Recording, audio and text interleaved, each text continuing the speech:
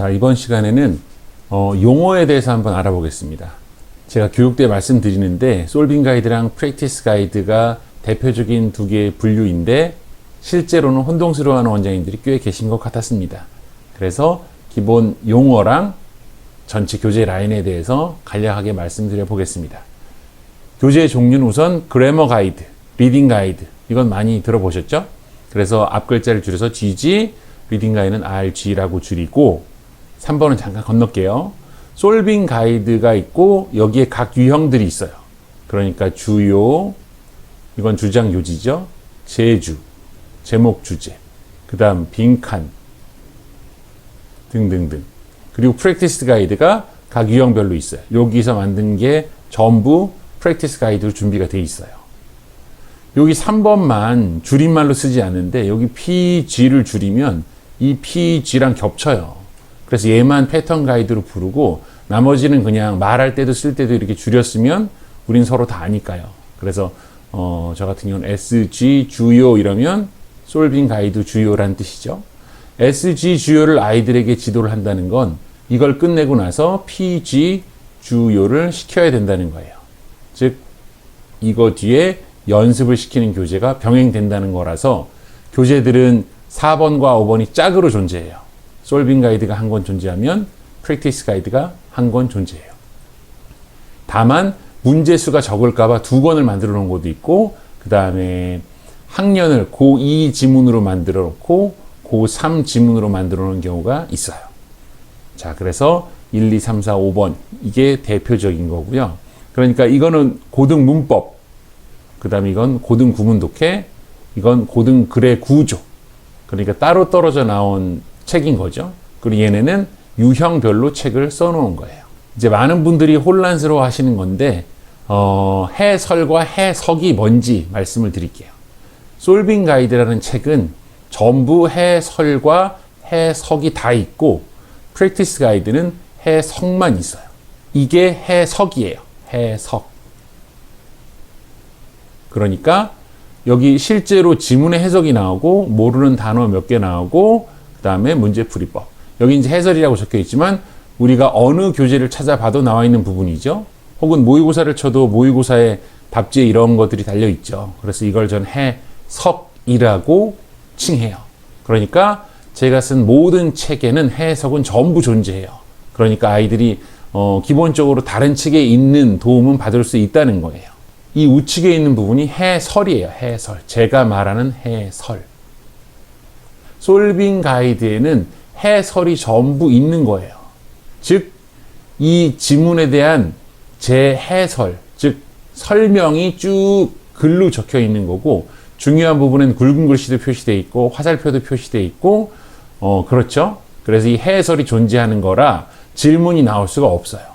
그러니까 솔빙 가이드 책에서는 제 해설이 전부 적혀 있으므로 어떤 경우에도 질문이 나올 수 없어요. 이거 이해가 안 돼요 라고. 그러니까 솔빙 가이드가 존재한다는 건 강의를 하는 게 아니고 이미 강의가 글로 적혀 있으니 아이들에게 숙지시켜서 점검을 하시는 거예요. 얼마나 외웠는지, 얼마나 글을 이해하고 선생님 수준으로 줄줄 설명할 수 있는지를 점검하시는 거예요. 자, 그래서 지금 다시 보시면 솔빙 가이드에는 해설이 있다라는 건 이 우측에 이 내용을 말하는 거예요. 그리고 해석은 어디에나 다 있는 거죠. 어느 교재에나 있는 것처럼. 자, 그러면 2번 솔빙 가이드 교재의 목적은 무엇일까요? 해설이 있으므로 선생님이 이 해설을 설명으로 하지 않을 테니 전부 적혀 있으니 네가 집에서 완전히 이해하고 너의 말로 내 앞에서 설명해. 완전히 숙지해와. 그래서 이걸 50문제, 60문제 하게 되면 아주 훌륭히 실력이 향상되어 있을 거야 를 의미하는 거죠. 프랙티스 가이드에 대한 설명 드릴 텐데요. 그럼 프랙티스 가이드에는 이 우측에 해설이 없는데 여기는 해설이 없죠? 그러면 해설이 없다는 건 뭘 의미할까요? 해설이 없다는 건 해설이 없으니 너희들이 해설을 다 만들어 와의 의미예요. 여기서 이 교재의 목적은 아이들이 해설을 만들어 오게 하는 것이 목적이기 때문에 이 교재를 사용하시면서 해설서가 없어요.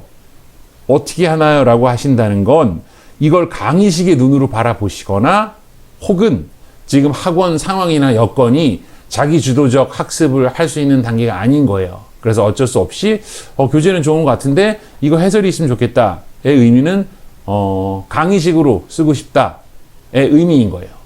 이게 만약에 해설이 있다면 해설이 있는 책이 2권이 되는 건데, 자, 이 두 권 자체의 해설이 전부 있다면 이 아이들은 이 엄청난 양의 해설을 전부 보고 연습을 하는데, 해설이 이미 있으므로 아이들이 노력을 하지 않아도 돼요. 어차피 적혀 있는 거 외워서 검사 받으면 되니까. 그러면 어쨌든 아이들 스스로 할 수 있는 교재가 하나는 있어야 되는데, 교재가 하나는 있어야 되죠. 그래서 해설 없이 너희들이 전부로 만들어 와 라는 진정한 의미의 프랙티스 가이드를 만들어야 되는데, 그때 또다시 이 교재를 쓰려고 하니 해설이 없는데 선생님들한테 맡기기가 좀 어려운데 해설 없나요? 라고 해서 무한 반복되는 거예요. 이미 솔빙 가이드에서도 해설이 충분하게 달려 있어요. 그러니까 제가 어떤 책은 솔빙 가이드 해설을 57문제 담아놓은 곳도 있고 25문제, 60문제. 이 문항수는 어떻게 정해지냐면 솔빙 가이드에 제 해설이 있는 문항수를 결정하는 원칙은 제가 200문제에서 300문제를 분석해서 카테고리를 분류해서 더 이상 하는 게 의미가 없다라고 생각하면 멈춰요. 그러니까 60문제에서 멈췄다는 건 이후에 해봤자 계속 같은 유형이기 때문에 종이 낭비, 문제 낭비가 되기 때문에 이 정도면 충분히 연습이 됐다는 거예요. 25문제에 있는 것도 있어요. 그건 수백 문제를 분석했더니 25문제를 넘어서는 범주는 없었다는 거예요. 그러니까 25문제만 확실히 시키면 제가 분석한 여기 170문제, 270문제를 할 수 있다는 것이므로 솔빙 가이드를 완전히 혹독하게 시키면 프랙티스 가이드를 학생들이 할 수 있는데, 이게 어떤 책인지, 어떤 의도로 쓰여진 건지, 이게 어떤 의도로 쓰여진 건지를 정확히 인식하지 않으시면 프랙티스 가이드 해설 있으면 안 되나요? 라는 생각을 하시게 돼요. 제가 이건 프랙티스 가이드 해설을 원하시는 가맹점 원장님들께 지도 방법에 있어서 학생들이 해설이 없는 책이 존재해야 그걸 연습하면서 끙끙거리고 성장한다는 말씀을 드리고 싶어서예요. 시간이 지나면 언젠가는 프랙티스 가이드의 해설이 나오겠죠. 다만 완전히 다 쓰진 않고 학생들이 할 수 있는 부분을 남겨두고 선생님이 편리한 쪽으로 교재는 업그레이드가 계속 될 거예요. 단 모든 게 완벽하게 갖춰지면 학생은 스스로 하려 하지 않는다는 걸 알아주셨으면 좋겠어요. 자, 이제 해설의 2가지 종류에 대해서 말씀드릴 건데요. 4분할이 있고 2분할이 있어요. 이 우측에 보이시는 게 2분할이에요. 지금 지면을 둘로 나눠서 왼쪽에는 지문이 있고, 그리고 여기다가 이제 중요한 부분에 굵은 글씨나 화살표 등이 있고, 우측에 강의가 되어 있죠.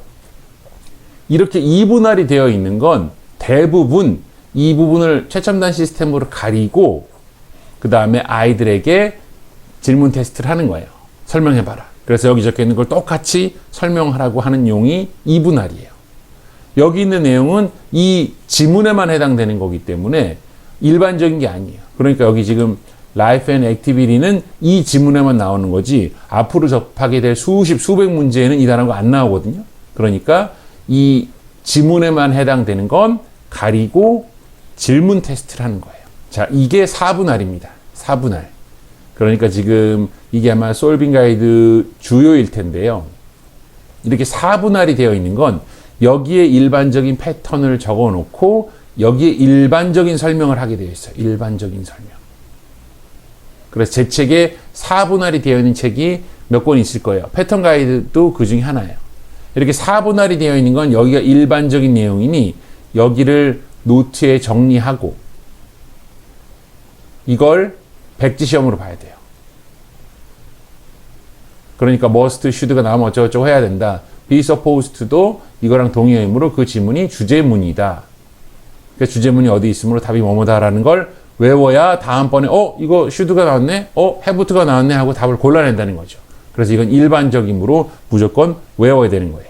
반면에 그 아래를 보시면 여기는 지금 주도하게 하라, 어린이 놀이 이런 건 이 지문에만 해당되는 것이므로 이건 일반적인 내용이 아니에요. 그래서 이건 최첨단 시스템으로 가리고 구두로 물어보는 거예요. 구두로. 그러니까 4분할에서 이 상단 우측에 있는 건 노트 정리하고 백지 테스트를 본다. 일반적인 것이고 수십 수백 문제 우려먹을 수 있기 때문에.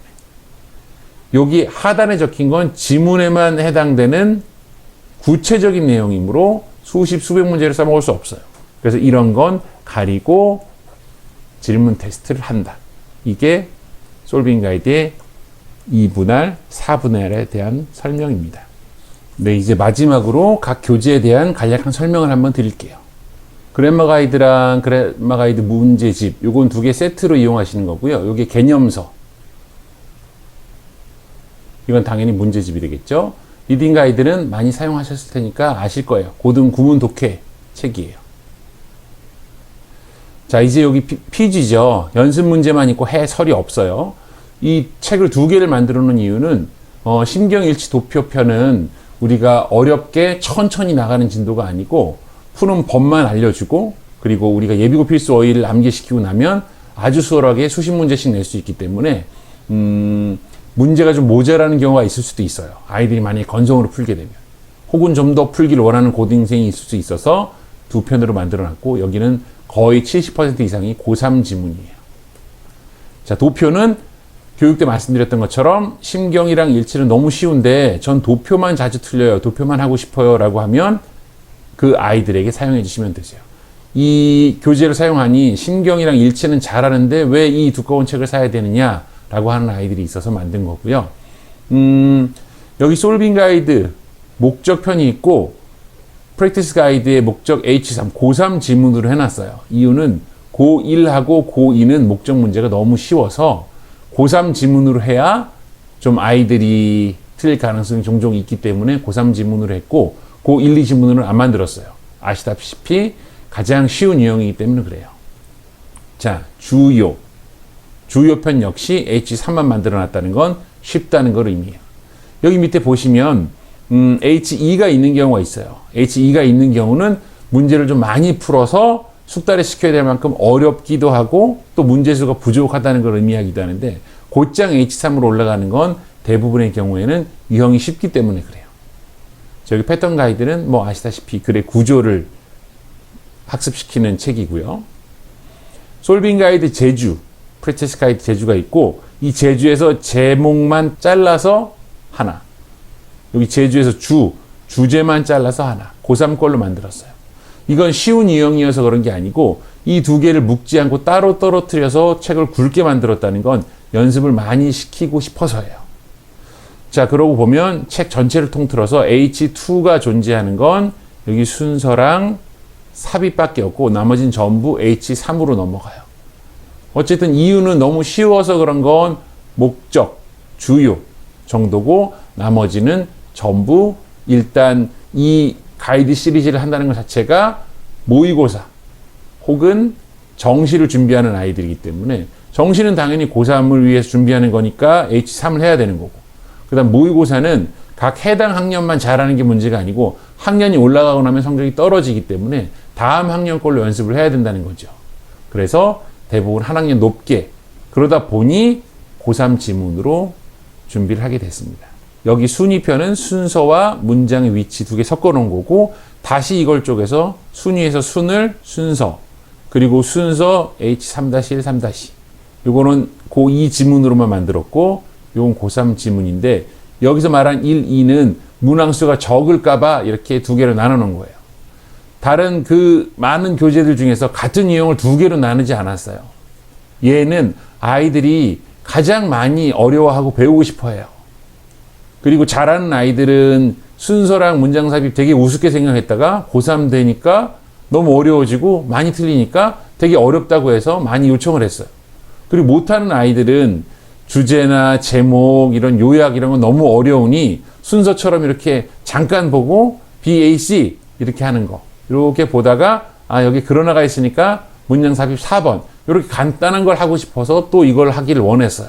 그래서 제가 지도한 고등 아이들 중에서 가장 많이 원했던 건 순서와 삽입이었어요. 그러다 보니 문항수가 많이 모자라서 책을 고2, 고3 꼴로 나눠놨고 3학년 꼴도 두 개로 나눠놔서 문제량이 부족한 경우는 없게 만들어놨어요. 자, 이제 솔빙 가이드 요약편 역시 고3 지문 있고, 무관한 문장도 역시 고3 있고. 자, 빈칸. 자, 빈칸도 H2가 있죠? 네. 빈칸은 H2가 있는 건, 아까 제가 순서랑 삽입만 H2가 있다고 했군요. 빈칸은 제가 최근에 쓴 거라, 최근에 다 완성한 지 아마 1, 2주 정도밖에 안 돼서 깜빡했네요. 빈칸이 있는 이유는 다른 건 얼른 팁을 배워서 H3, 고3 거로 넘어가도 돼요. 그럼 고3 지문을 잘 하면 뭐 2학년 거, 1학년 거도 잘 할 수 있어요.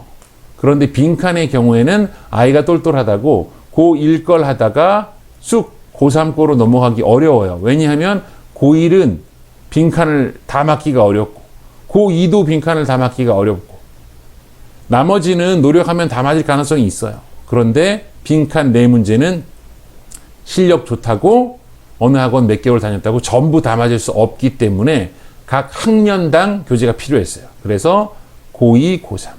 이 솔빙 가이드가 아시다시피 고1 지문으로 이루어져 있기 때문에 고1, 고2, 고3 학년별로 진행을 하는 거예요.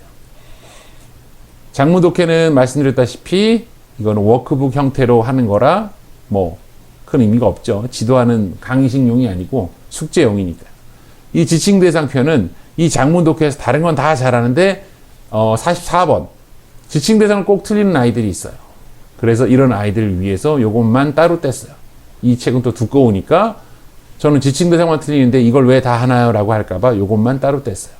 그래서 우리 PG 심일도에서 도표만 따로 뺐고 장문 독해에서 지칭 대상만 따로 뺐고 고2가 존재하는 건 순서, 문장의 위치, 빈칸 나머진 전부 H3으로 즉시 넘어간다. H3을 1, 2로 나눈 이유는 문항수가 많이 필요했기 때문이다. 이게 제가 지금까지 집필한 책들의 일반적인 사항들이었습니다.